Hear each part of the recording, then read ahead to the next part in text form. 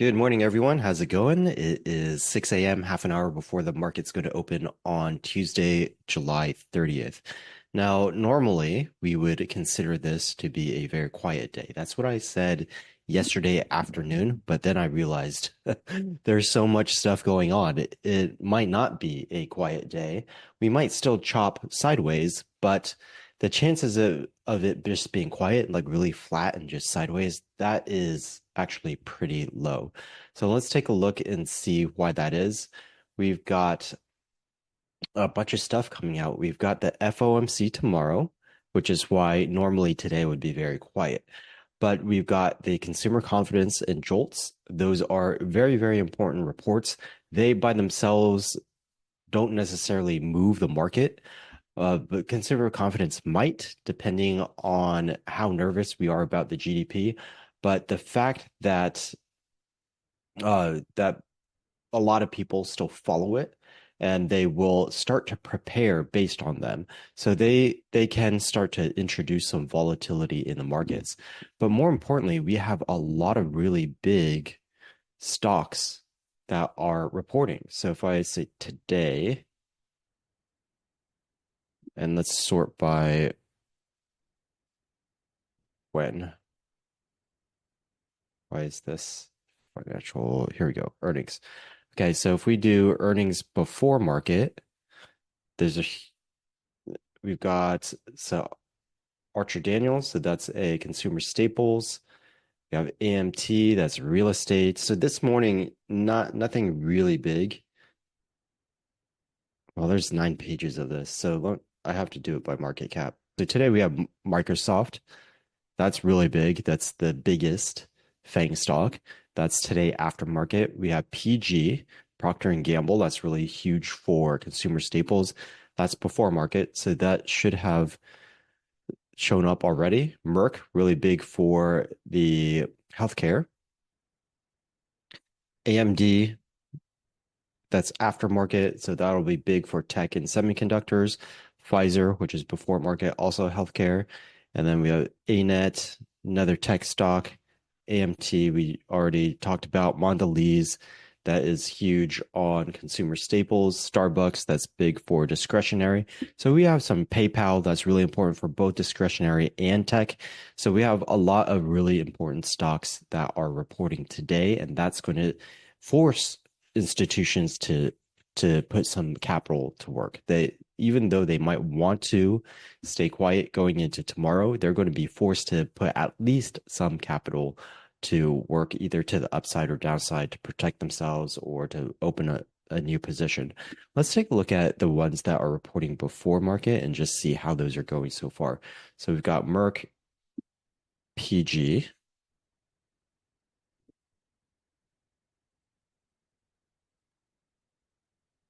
Okay, down, initially up, but then down. So that's not great for healthcare. PG, down. So that's not great for consumer staples. So it looks like the Dow Jones might be taking a hit at the moment. Well, of course, it might be balanced out by something else that we look at in a little bit. But so far, what we're seeing is not great news. We've got Pfizer and SPGI.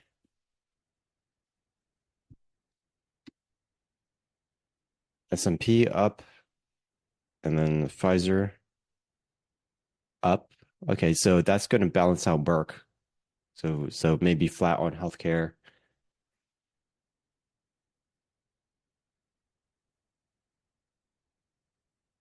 And we've got, where were we? We were over here. AMT, BP, and PayPal, and PSX. Okay, so AMT, BP,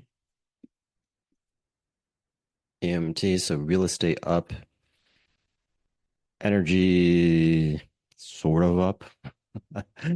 There was another energy, PSX was another energy one up. Okay.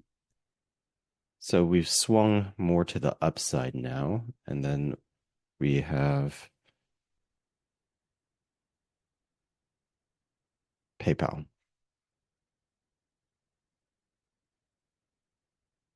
Up. Okay, so maybe slightly uh edged to the upside.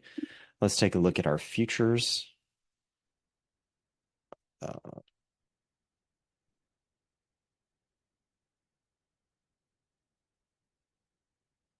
okay, so we got our S&P random, about 20%, 0.2%. NASDAQ, we've got about 0.3%, so at the verge of becoming non-random, but we would still call that random. And Dow down a tiny bit, not much. This is basically flat, so maybe 5 basis points. Okay, so we are slightly positively biased, but really just flat. So this is what we expect going into the FOMC minutes. But again, we might see a lot of volatility, especially in individual names or in certain sectors. The in terms of the indices, there is that potential for that heightened volatility if we get some outsized moves. The ones that I reported this morning so far, they're not huge cap. So we're really waiting for that. Actually, Procter and Gamble and Merck were pretty big, but what we're really looking for is Microsoft. That's going to be the really big important one, and also a few others like Mondelez and Starbucks. It will be important for discretionary. It's not going to undo something like Microsoft, but both of those would be in the Nasdaq. So we're going to watch Nasdaq carefully after markets. Then, of course, we're preparing for the FOMC tomorrow morning. And so tomorrow morning, we'll have to react to our earnings, but then start to get quiet as we get closer to that 11 a.m. Pacific time where we get the rate announcement. And then half an hour later, we get Powell speaking. So if you adopt the all cash position, you're fine. You don't care about any of this. You can just sit and wait comfortably. If you have a little bit of a tail risk trade, that's fine too. You don't really care about the little nuances. You just care if that event hits really big or not. So it's very event driven. There's before and after. There's a very clear before and after. So either way, you're good. You don't have to worry uh, or think too much about what is going to go on between now and the FOMC announcement.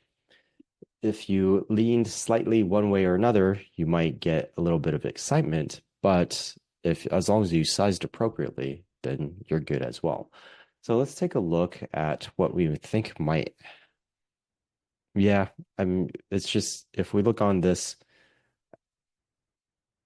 at the daily level, we're just not moving that much until we get those earnings actually, sorry, we have the consumer confidence, 7 o'clock, and the jolts at the same time. So we'll get those together. We won't need to try to separate out what's reacting to what. But for sure, in the first half hour, we're not really going to want to touch anything. And then even if you're day trading, and you might even wait, actually, if you're day trading, then you'll see a clear directional movement after those reports, and then you could start to go into positions. But I would just be very careful. If you go into a position, make sure you can get out by the afternoon before the market close. Otherwise, you might get stuck with that position. And if you don't love it on a daily basis, then you don't want to get stuck in that position. And especially tomorrow with those big earnings coming out, you're not going to be able to do anything until after the fact, and that might be too late. So if you are day trading, just make sure you get out, because even if you love the position and weird earnings correlation could just work way against you. Okay, so let's take a look at our VIX. And we didn't look at VVIX yesterday, I don't think. So let's take a look at our VVIX. VVIX is continuing to move down. So this is slightly favoring the index continuing to move up, but everything so far is still chop. We still have that 550, 540 level to bound ourselves in terms of a chop, and we're not going to get directional in this market unless we can break above that 550 or break below the 540 level. Let's look at our regular VIX, flat TLT. It's slightly up in the morning, nothing to get excited about. And let's take a look at our 90-day highs and lows. Okay, we've got 185 and 20. So this is coming down. Those highs are coming down. Lows are staying the same. So that is still indicating chop. So until we get a major catalyst, which could happen tomorrow in terms of the FOMC, that we're really just expecting things to go sideways. So today's sideways with maybe heightened volatility in anticipation of everything that's happening tomorrow, but really just sideways. And just see if we see anything special going on in any of the sectors. Home builders looking like they could break out.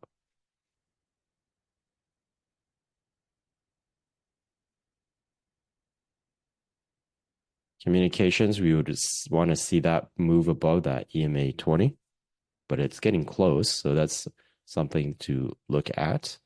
It could be affected by Microsoft though. So be careful with that one. Home builders would be affected by the FOMC, not necessarily the decision. That's basically 0% chance of them cutting. But if Powell says anything to indicate September or November, this could be affected quite a bit. So it's risk. Everything, all the sectors right now, everything, even though if it looks technically good, it's going to be pretty risky. XLF is looking really good as well. Nice little bounce over here, but again, they'll be affected by interest rates. So yeah, I think no matter how good or bad something looks right now, that doesn't really matter because anything could change. It's like you could have your Cinderella moment at any point in time. So it's really just wait and see. Like Staples looking really good, but again, we have a bunch of earnings coming up in Staples, so there's just no good place to allocate your money today. So it's best to just stay in cash. Cash is a position. So there's no portfolio manager, or there's no risk manager, there's no boss, institutional boss in the world, managing director that will get mad at you for taking a cash position. As long as you don't take that cash position forever and sit there and make no money, then cash is a perfectly valid allocation. So that's going to be it because today we're just playing the waiting game again, just like we did yesterday. It'd be a good day to go out, get some things done, take some time to yourself, and then just come back and at the close and see what happened during the day. So we're going to end it there so we don't just start rambling for no reason. Have a wonderful rest of your day, and I will see you in the post-market session.